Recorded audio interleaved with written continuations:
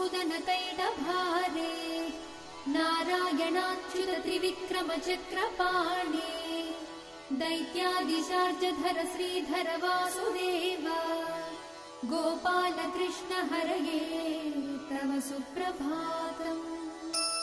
श्री रुक्मिणी सभवनास हरे मुरारे राधेश गोपसि स्वरूप भृगादिवन्द्या श्रीद्वारकाश्रय विकुण्ठपते भुवनैकमूर्ते गोपाल देव हरये तव सुप्रभातम्।